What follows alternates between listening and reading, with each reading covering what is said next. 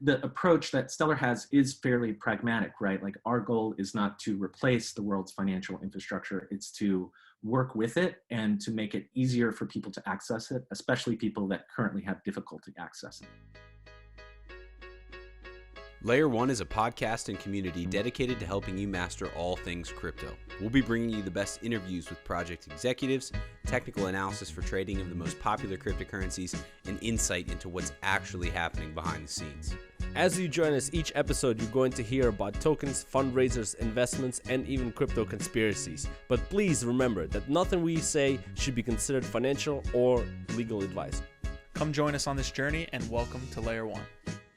All right, guys. Good morning, good evening, good night. Layer 1 podcast. We've got another great guest fresh off Dimitri's interview with Synthetics and Lend. That was an amazing one. Dimitri, you did well on that. We have another big guest this week, so we're excited to get down to business with this episode. So before I get to our guest, Dimitri, what is going on today, man? How are you doing? Yeah, man, I'm doing great. Obviously, we have an exciting guest today. And it's, again, I have to mention this. It's so much fun to watch the guest reaction when you say good evening, good morning, good night. But that is your, intro. It's great. But anyway, yeah, so today we have Stella. Who do we have from Stellar Q? Yeah, we have Justin Rice, head of ecosystem development for the Stellar Foundation. He should be used to, having to say good morning, good evening, good night to a lot of different people. They do cross-border payments, so they're working with people all over the world. But Justin, how are you doing today, man? How is New York? New York's great. It's a beautiful day. Fall's starting to hit. I'm looking at some changing leaves right now out my window. Amazing, man. Well, we're happy to have you on the channel. We're going to talk all things Stellar, all things Stellar Development Foundation, kind of how the community is growing there. But we do want to get to your background. And it's interesting, man, because we have a lot of guys with tech backgrounds on the cast where they kind of went to college, they started computer science, they found themselves at, a tech startup when they were real young. I watched a recent interview with you and you kind of said that you didn't think you were going to find yourself in tech at all. So kind of go through your background, kind of coming up through college, and then how did you find yourself in crypto? Sure.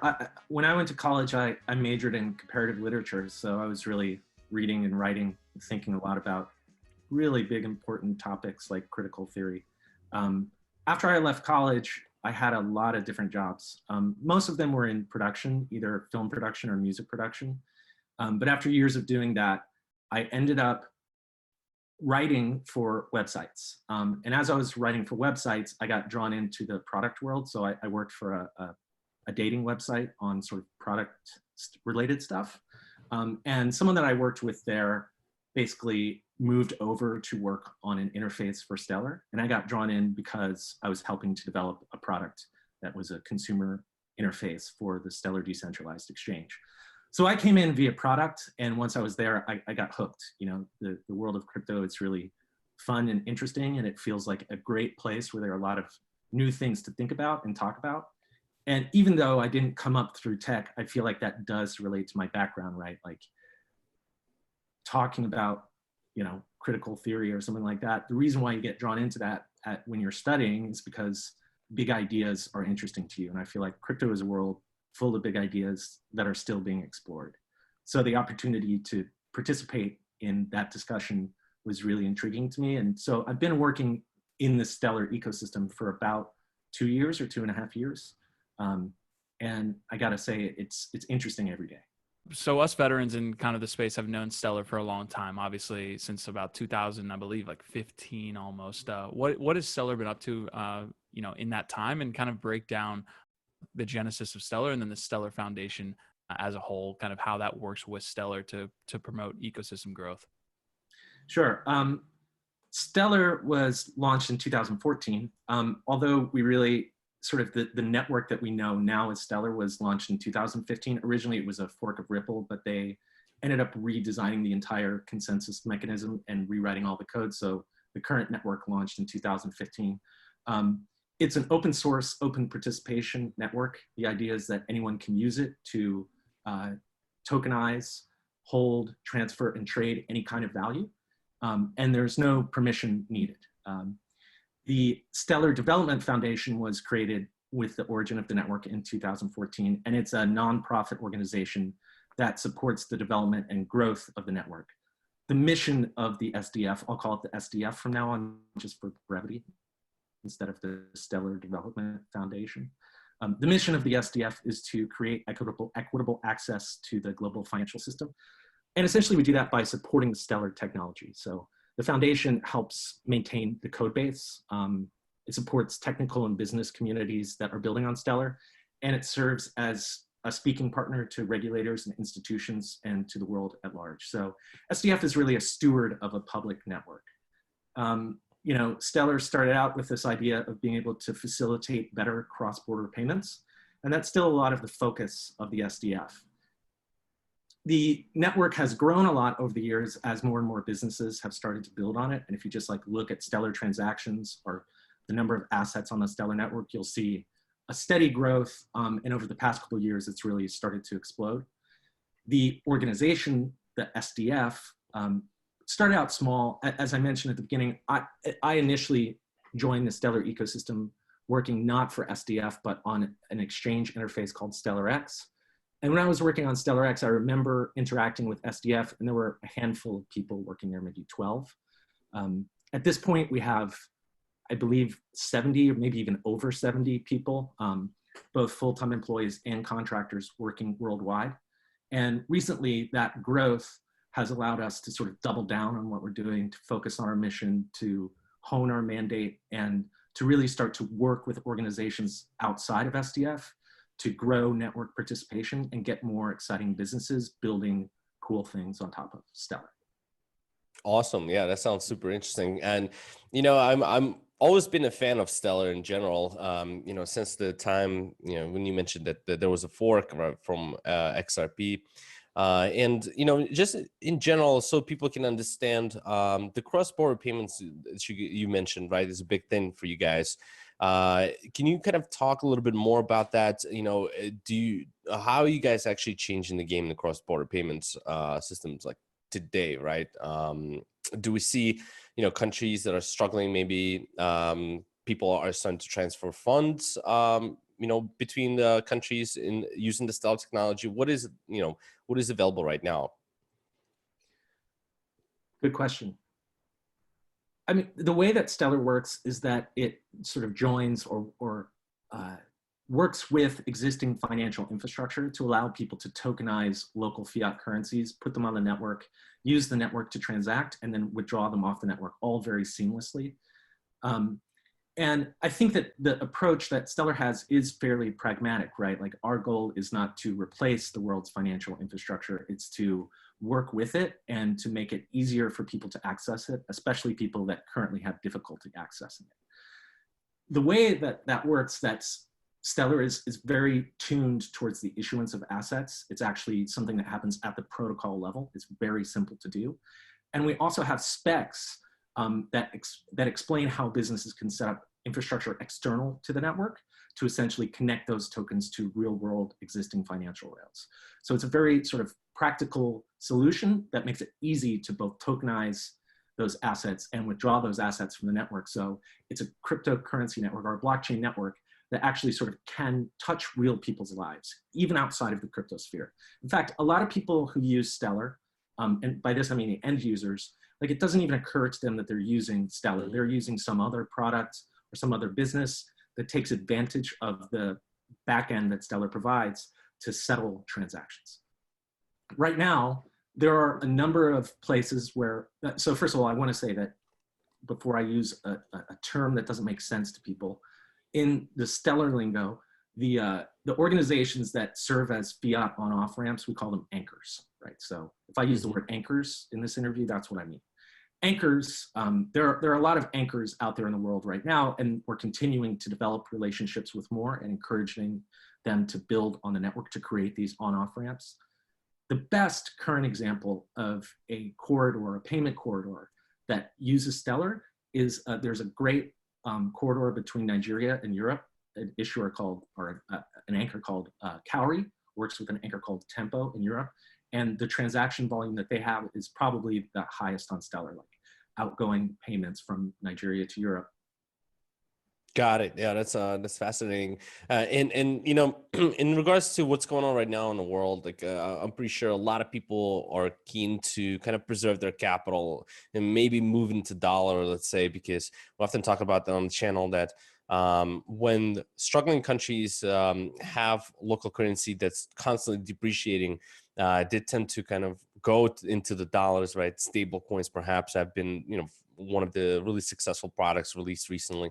And we typically see regulators kind of start clamping down on those, you know, railways and try to stop, you know, basically their citizen from, you know, getting into some of these other assets and pouring out capital out of their local currency into maybe dollar or something else.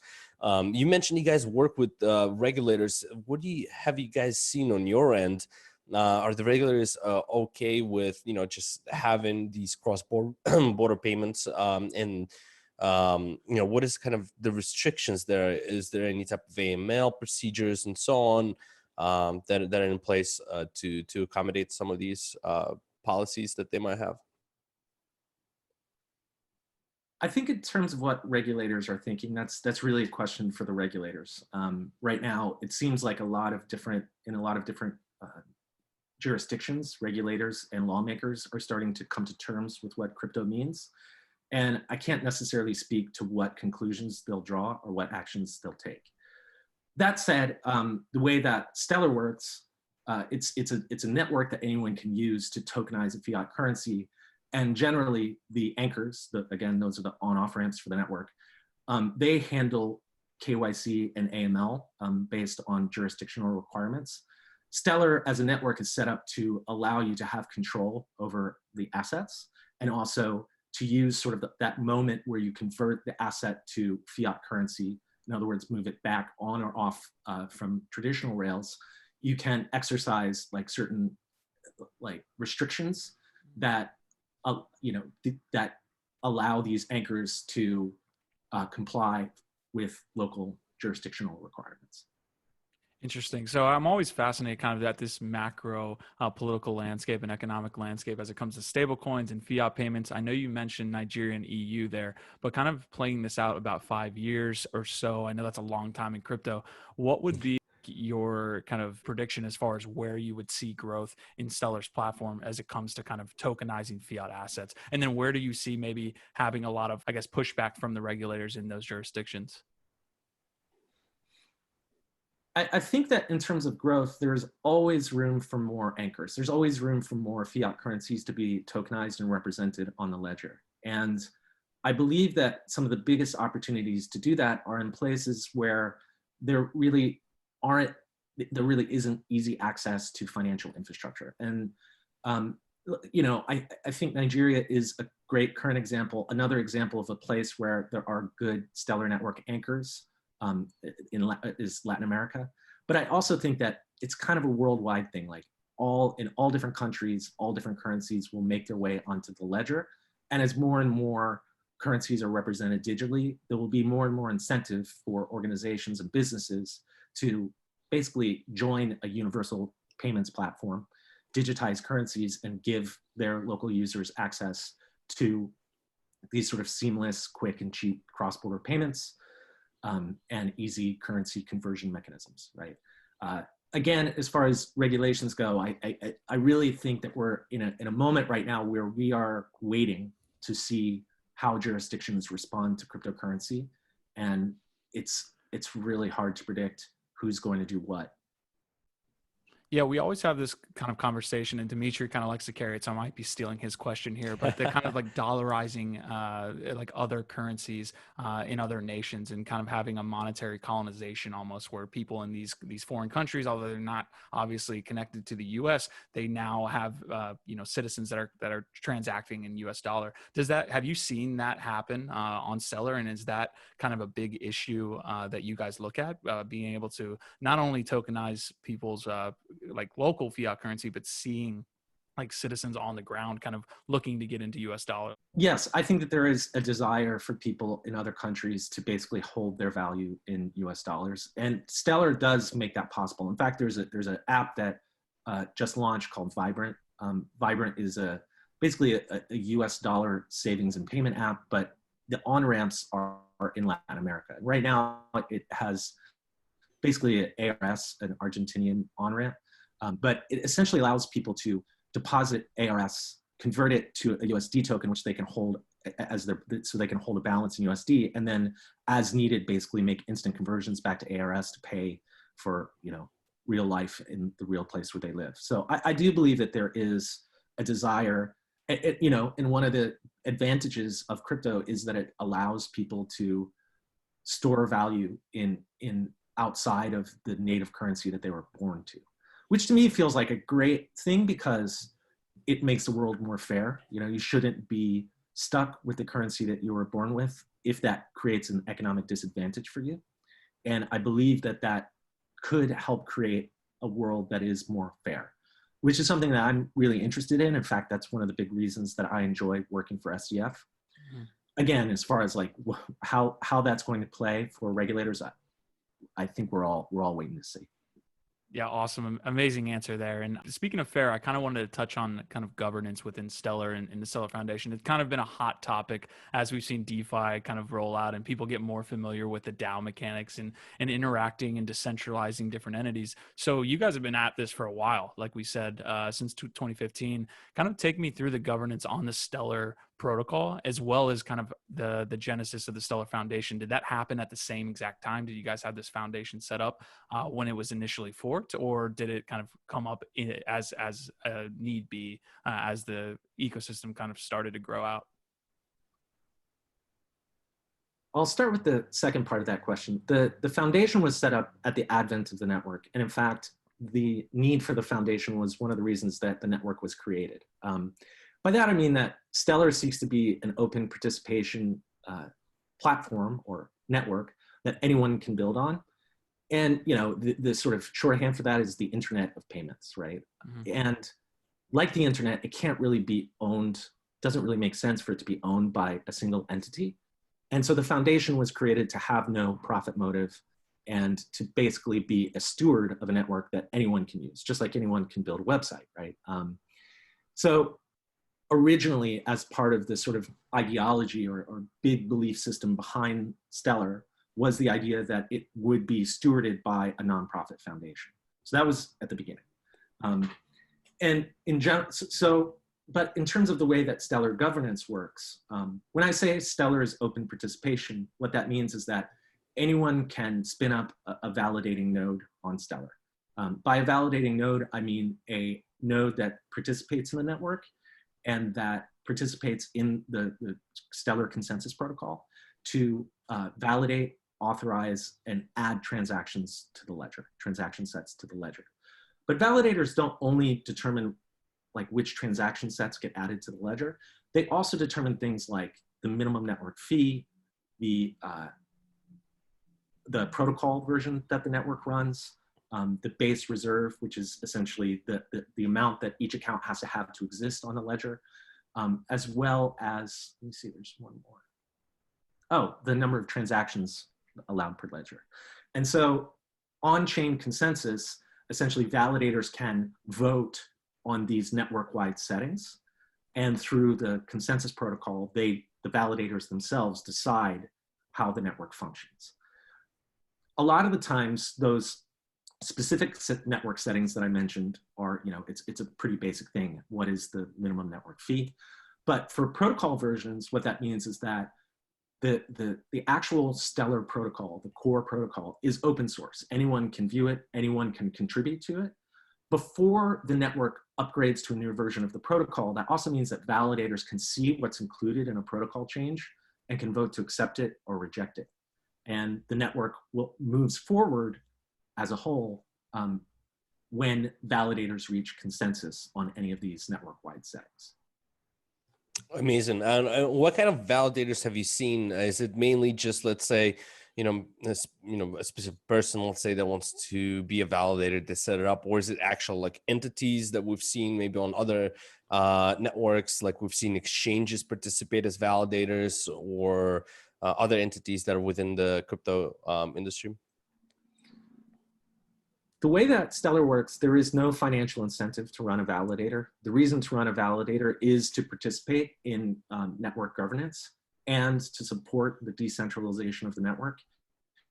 And because you want to have reliable access to the network if you run a business and you have customers, right? You want to have an SLA that says we can always submit your transactions, we can always find your account balance by querying the ledger. So the people that tend to run validators on a Stellar network are businesses that have customers that are essentially joining the network or validating on the network because they rely on Stellar in order to transact. So the goal or the logic behind the way that Stellar works is that we draw in validators who are businesses invested in building on Stellar. And that kind of ties in with the overall vision, right? Like our goal is to create this network that businesses can build meaningful products on. And as they do, they also become engaged and run validators so that they participate in the network as a whole. Gotcha. Yeah, thank you. That makes perfect sense. I kind of wanted to go back real quick just to cross-border payments because Q stole my question and I wanted to follow up on it. So like it's obviously very interesting. Myself from Ukraine, and I know how people are kind of struggling there, especially during bad economic times. And the fact that you mentioned that you guys have these onboarding railways, in these countries like Latin America is a great example, of what's going on in terms of instability and some hardship that they're experiencing. And like you mentioned, people should have a choice, basically, what they want to do with their funds, how they want to preserve the value. And we've seen in the industry often some people take advantage of it in terms of OTC providers, where they end up providing a huge, markup. Let's say if people want to get into Bitcoin, which is kind of unfair, to the people that are trying to really just move their funds out of some of these hostile or hardship countries, but cross-border payments has been, around for some time, and you guys, been doing obviously a good job there. How is this different from, from the cross-border payments for XRP, the Ripple, right? Do you guys have like different market segments carved out for each other, where XRP maybe is going after maybe a different segment of the market, where you guys are focusing maybe on the people, themselves and kind of the applications that hit the consumer rather than maybe business to business? Can you talk a little bit more about that?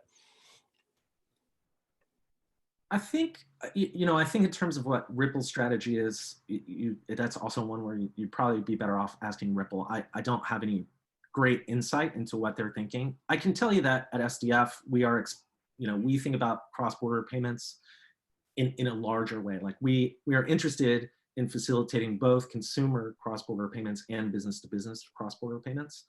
And I think that fundamentally, the reason there are a lot of different markets and a lot of different needs out there. And I don't necessarily think that it's a winner-take-all situation. So I think that what we do is we try to focus on finding partners and integrating businesses that are interested in our vision of how cross-border payments should work. Again, that involves people who believe in the mission of the SDF and who see the open participation nature of Stellar as an advantage. So when you set up or integrate with Stellar and you want to build a cross-border payment corridor, you do so knowing that you are not, that you sort of like own, that the network is open participation, that no one owns it, and that there is no third party with a vested interest who is sort of helping you to facilitate these cross-border rails, right? Our goal is to connect people over the network, not to take any ownership stake in the network itself. And if when that vision appeals to people, I think they're a good partner to integrate and build and use Stellar to create their cross-border rails. And from these businesses that are utilizing technology, I guess it will be much cheaper for them to maybe probably use that technology rather than probably the traditional setups. Do they actually, pay, Stellar, or do they need to hold Stellar? How does this kind of work with the business itself as if they want to utilize the network for, Stellar, what is kind of required on their end? Do they pay some kind of fee there? No, Stellar is free to use. and open participation. Anyone can integrate Stellar. You don't even have to talk to the Stellar Development Foundation to start using Stellar. There are minimal network fees, and by that I mean, you know, a given transaction costs 1/10,000,000th of a cent, and there are minimal account requirements. Each account needs about, you know, to exist on the ledger, 1 lumen and a little bit more to cover like sort of trust lines, which is what allows you to hold a different currency. So, but even then, you know, if you have 5 lumens in a wallet, you can essentially create and do like millions of transactions, right? So those fees don't actually go to anyone. They don't go to SDF. They're burned. But they're extremely low. So to actually access and start using the network, it's, you know, it's cents, right? It costs cents. In fact, right now at SDF, one of our goals is to grow the network, right? And as part of that, we have Lumen allocations that we use to incentivize people to set up these kinds of services. So as part of our mandate, which is an explicit statement of how we intend to use our the Lumen allocations, how we intend to disperse them into the world, a big part of that is that we use them to encourage people or to support businesses that want to integrate with Stellar. So instead of costing something, for a lot of these businesses, they can get some sort of grant or investment to actually build on Stellar. Yeah, one of the main roles of a foundation is obviously to fund these initiatives. So can you give us like specific examples of large initiatives that you guys have funded? It seems like a lot of the people that are working on the Stellar team now honestly come like yourself, where you kind of were building a product for Stellar and then found yourself on the team. So kind of take us through maybe some large initiatives that maybe the foundation has funded up to this point. Sure. Like I said, the mandate, which describes how we intend to use, or how we do use Lumen allocations, is very explicit. And anyone can actually look at it at any point. It's on the website. I think it's stellar.org/foundation/mandate, right? If you look at that, you'll see that there are 4 big buckets of funding. Direct development, which provides the operating budget for the SDF.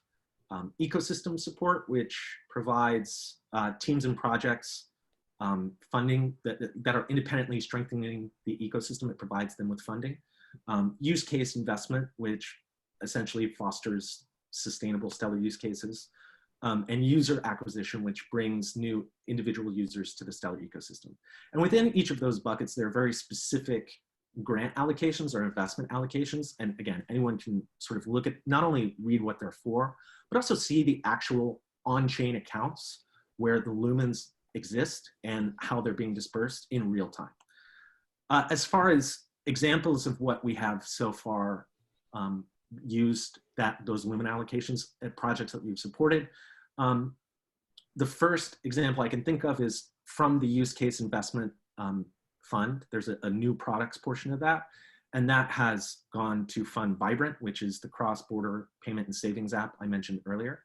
There's also an enterprise fund, which invests in companies that are using Stellar. I think right now there have been 3 enterprise investments this year: Abra, DStock, which is a stock trading app built on Stellar, and Satoshi Pay, which is a B2B payments platform and micropayments platform built on Stellar.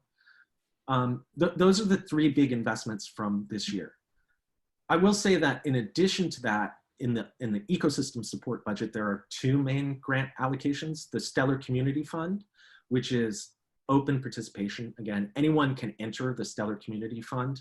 You can basically, it's actually open right now. So developers and businesses can enter into either the seed fund, which is for larger business projects, or the lab fund, which is sort of for smaller tinker projects, and they can win funding. Those allocations are awarded based on community vote, right? So there's an open vote. There's also within that same ecosystem support budget, there's a series of grants called infrastructure grants, and those go to a lot of the infrastructure that is essential for businesses to build on Stellar. So we use that to fund a block explorer, Stellar Expert. We use that to fund a network visualizer, Stellar Beat. But we also use it to help fund things like a wallet on Lobster, which is a consumer-facing wallet on Stellar that integrates with all of the different assets, all the different anchors to enable in-app deposit and withdrawal. So I think those three big enterprise investments are probably the ones that you're asking for. But in addition, there's also things like the Stellar Community Fund and the infrastructure grants that we, and again, you can see all of the criteria for how we allocate those on our mandate page. Yeah, I feel like we say this all the time, but we really can't have an episode without touching on DeFi a little bit and getting your thoughts there. Obviously, we've seen kind of the huge movement that's been coming around yield farming, the automated market pools, and things like that. What do you make of kind of the movement on Ethereum there with DeFi and the broader kind of ecosystem? Are you guys looking to maybe bring some type of DeFi products? I know that DeFi has existed for a long time, and you guys could even claim to have decentralized finance products on the protocol already, but as we see it today on Ethereum, are you guys planning on looking at those products and maybe having some launch on Stellar? That's an interesting question. And I mean, when I think about it at first, I'm like, well, I guess my real answer, the initial answer I have is those kinds of things are really interesting. I like how they're aiming to achieve like community and token-based governance models, but it's not really our focus, right? Stellar applications are more akin to traditional financial applications. They're just built on these interoperable rails. So while I'm interested in DeFi and I sort of love what's happening in that space, I think that Stellar is really focused on being this backend platform that represents the world's currencies and connects to traditional financial infrastructure. And so, I don't necessarily think that we're about to throw our hat into that ring. I say that now and watch in a month, like suddenly someone will build a cool DeFi product on Stellar. Again, that's part of the interesting thing about a super open network is that we don't know what people are going to build. Mm-hmm. We're always surprised. Yeah, you were specifically involved in Stellar X, which I believe is the decentralized exchange on Stellar itself, or at least the front end for that. Can you give us like any look into that? Is that a DeFi product kind of situation? Well, what Stellar has built in at the protocol level order books, right? So it has a decentralized exchange that happens on chain. And the reason why, and the way that works is pretty simple. In addition to tracking accounts and balances, the protocol itself also tracks orders, right? So you can place buy or sell orders, and they live on the books and are executed according to protocol level logic. So Stellar X is essentially a GUI for users to access the Stellar DEX. And it's not even the only one. Stellar Port, Stellar Term, Interstellar.exchange. Apparently when you build a Stellar interface for the Stellar DEX, you have to put Stellar in the title. I don't know. But, it's branding. They're all interfaces, right? I mean, they're kind of like web browsers, right? They're just different browsers that allow you to access the same on-chain order books.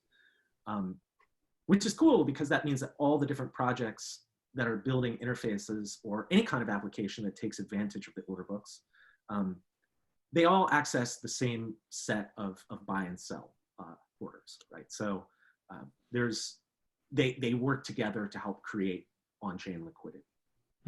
Before the episode, we were talking, and you were saying that right now you're just kind of taking walks, thinking about Stellar and thinking about how to make Stellar better.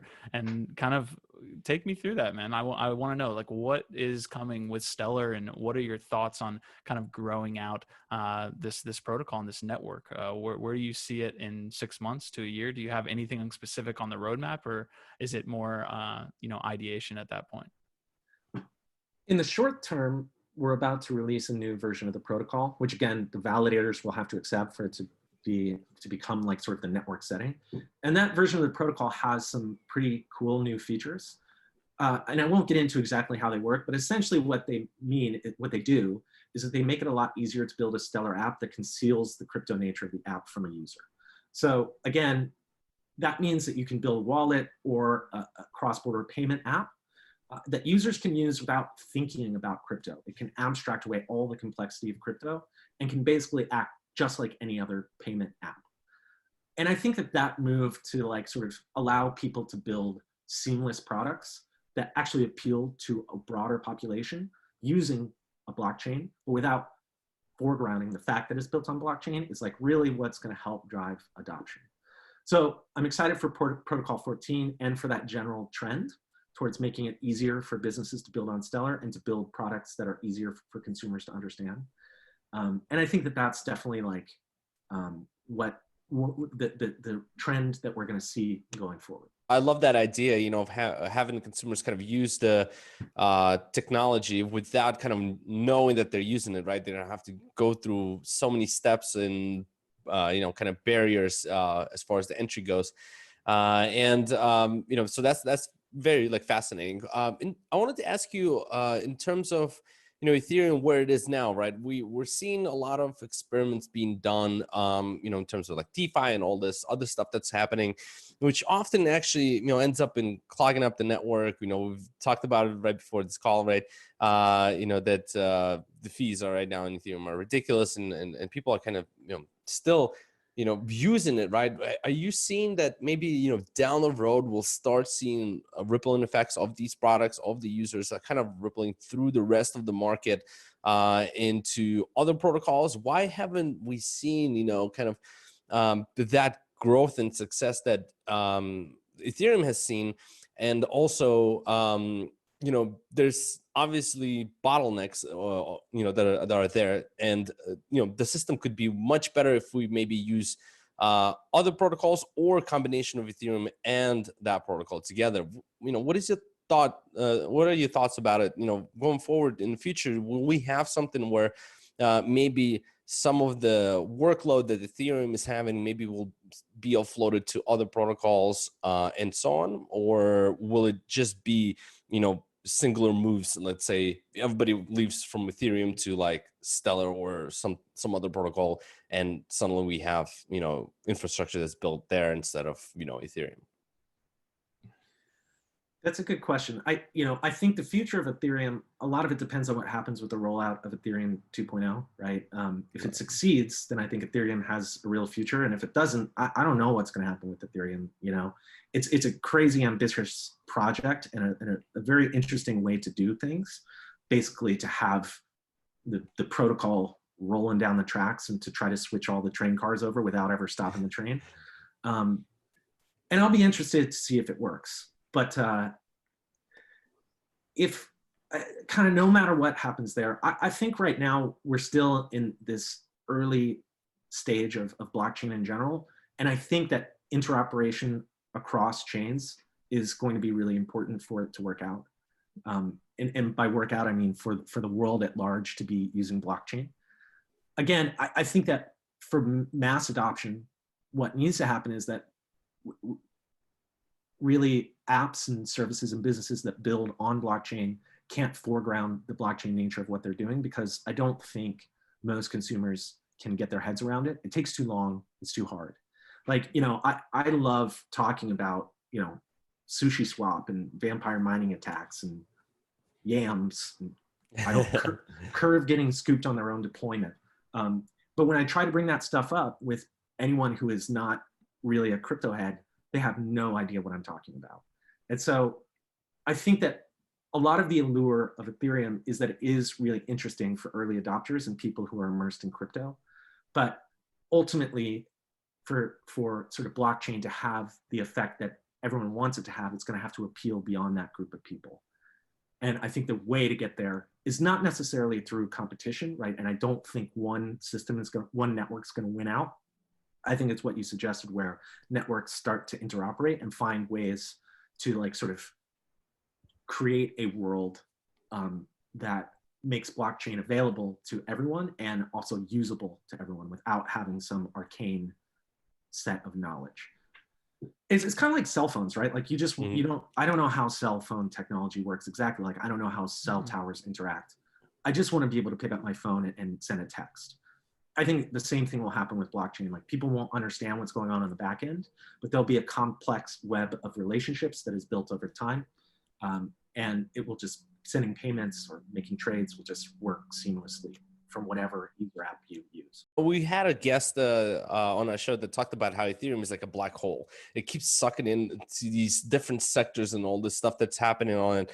And also there is, you know, kind of statistics that came out and talking about how, all right, are we actually bringing new people into crypto that, you know, they're participating in these like platforms like DeFi or whatnot, right? The trading, or are we actually just waking up the people that have been in crypto and they're now re-engaged and coming back into the ecosystem? And it was fascinating to find out that actually it was the second one. It was actually just the people within the ecosystem waking up and starting to use it, but not necessarily new people are coming in and adopting it. And it's, to your point, like you mentioned, right? It's to attract new people into this, to buy these yams. It's like try to sell that to them, right? And like they'll be like, no, it's a complete scam. But I just wanted to comment on that. But the question that I have is actually related more to you guys. Obviously, with the foundation, you guys have the ability to fund some projects. Have you guys seen interest from some of the VCs, investment groups outside of the foundation that are picking up an interest in terms of funding projects for cross-border payments, or what is kind of the situation there? That's a good question. I believe that some of the projects that are building on Stellar have gotten some kind of funding from VCs, but I don't 100% know for sure. That is something I just don't have off the top of my head. It would make sense to me that venture capital firms would be interested in the potential of blockchain, specifically for cross-border payments. So it would surprise me if there weren't companies that were building on Stellar that had succeeded.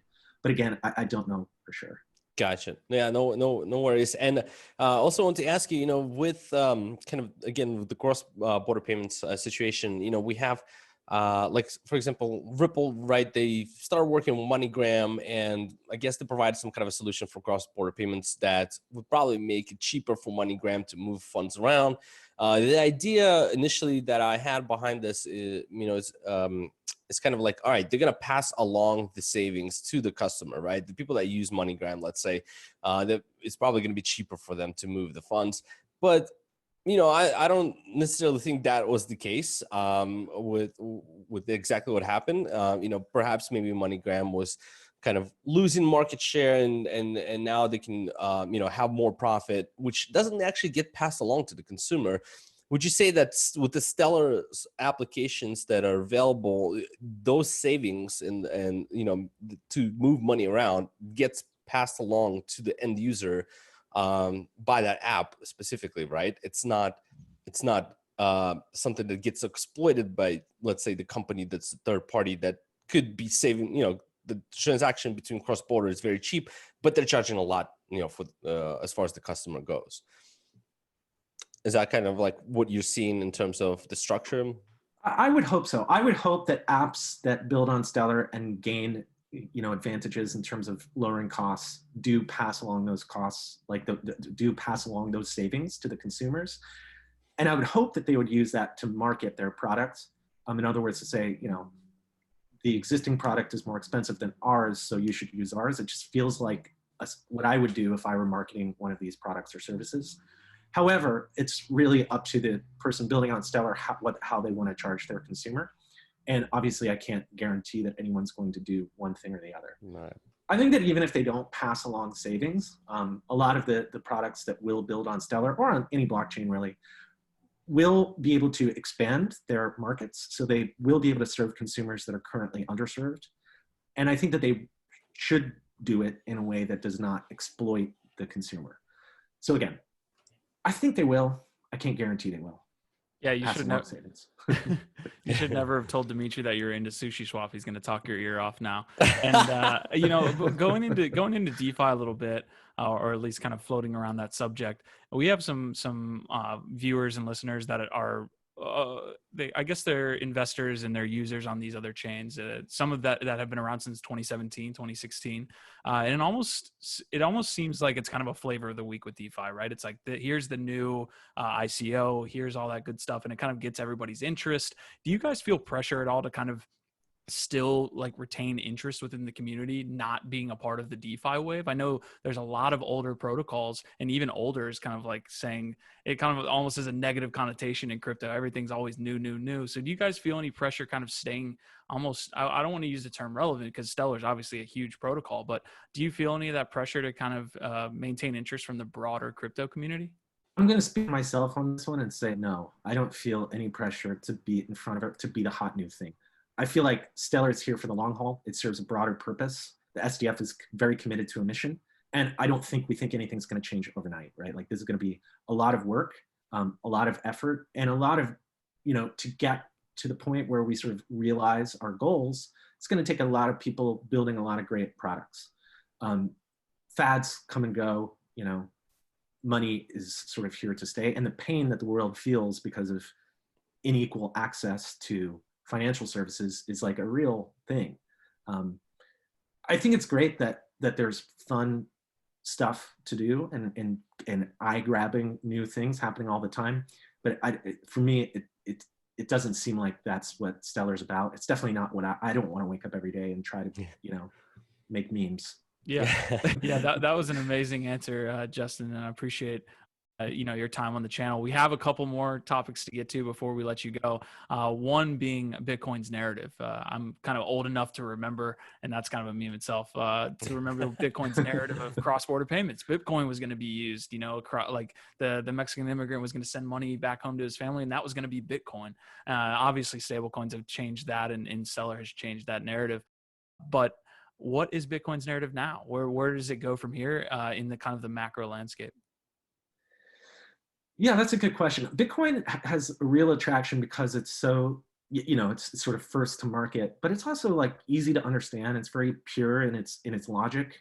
And I'm a fan of Bitcoin. It interests me, and I always sort of keep track of it. I just don't think that, I think Bitcoin's going to have some issues because it's too expensive to transact in, right? It's too slow. And I think it will forever be tainted by its early association with drug dealers and terrorists. So like when I think about it, it's kind of like the Krugerrand, which was like, the South African gold coin, which ended up, for a while it was the gold standard, but eventually there were basically embargoes on being able to import it into places because of apartheid, right? And I feel like, I don't know, there's a similar taint to Bitcoin, but it also has value, like it has that sort of store of value gold standard. So I don't know. I think it'll stick around, but I think it will be prized by a small group of collectors. And that's my personal opinion. That is not the opinion of the SDF. Gotcha. Yeah, thank you for sharing that. Yeah, it's I agree with some of those points and opinions that you mentioned about the PTC, and it's interesting to see how the overall global economics has changed in this coronavirus era, if you call it. We're expected to see a lot of inflation because of money printing and all the stimulus that's going on. And we really have yet to see kind of Bitcoin really rally, right, and play alongside of that narrative. So there's definitely no concerns there. I wanted to ask you, in terms of the current situation where we are globally, right, have you seen an uptick in terms of, cross-border payments because of the actual pandemic situation? People are starting to kind of, rally together and start utilizing apps to transfer funds out of countries and so on. Is that, have you seen that trend continue and escalate? I read an article recently about the hit that remittance payments have taken because of the epidemic overall. I think overall remittance payments are way down because of the epidemic. Oh, wow. However, when I look at transactions on Stellar, specifically that corridor that I was talking about, Cowrie to or Nigeria, the sort of Nigeria-Europe corridor, transactions have really been increasing on our network. So I can say that globally, I don't know if remittances are, I think that this pandemic may have slowed them, but maybe that's because solutions like blockchain solutions are actually starting to gain traction and make more sense, because in our very local experience on the Stellar network, we've seen an increase lately. Gotcha. All right. Well, we're going to wrap up the episode here, but I did want to get your quick thoughts on DeFi, a sushi swap. I know all these governance kind of situations. What did you make of kind of Sushi's drama and kind of the saga that it enacted? And I know we had that Uniswap drop last night. I thought that was a really big moment for DeFi. I just want to get your thoughts on maybe those two events, but any others that you kind of have taken away from the last month. Oh man, it's just a wild. I feel like it's a roller coaster ride right now, right? I mean, the sushi swap thing I thought was mostly funny. The whole narrative is, I feel like each little segment of it could be its own. It should be like an episodic podcast or like a TV show with a bunch of episodes, right? Because in every single time there's like some crazy character doing some crazy thing with some crazy name and some funny memes. But what's crazy about what the ultimate crazy thing about it is that there is a lot of value represented there, right? Like it's not a trivial amount of value that's being like sort of contained in that whole weird world. And so I just can't, I really don't know what to make of it. What happens when, Chef Nomi decides to give back the money they stole, right? I don't know. Very weird. As far as I really got to think a bit more about what the sort of last night's development with Uniswap mean. I mean, it makes sense to me that was the move. It felt like it was coming. People, I feel like were waiting for some sort of tokenization to happen in that world, and so I don't think it's surprising, but I'm interested to see what the actual implications are. I think the one thing I've learned by watching these phenomena is that they don't play out the way that that you can reason about, right? Like you can't say, here's what's going to happen based on logic. What happens is like just crazy. So I've been waiting kind of this entire episode to ask this final question. We always have a book recommendation question, but you do have that background at school in comparative literature. So I did, want to ask you this question: book recommendation for those people out there that are listening at home. Oh, geez. Take your time. Let me see. I would recommend a book. I'm looking at it now. A book called by Ron Rosenbaum called, what's it called? The Secret Parts of Fortune. It's a collection of essays that he wrote when he was working for, I believe, the New York Observer. But he's a really funny, really great writer. And there's some really interesting essays in there about early, phone phreaking, like the earliest hackers who used to use AT&T to make weird calls. And it will really give you some insight into where this whole crazy world came from. Awesome. This has been a great interview, Justin. We appreciate you coming on the channel. Really appreciate you stopping by today. And hopefully we can have you back on in about 6 months' time, and we'll kind of get an update on where Stellar is. Awesome. I really appreciate it. Thanks for having me. Thanks a lot, Justin. Hey guys, we hope you enjoyed today's episode. Make sure to check out Layer 1 on all the audio and video platforms listed in the description. Thanks for stopping by, and we'll see you next week.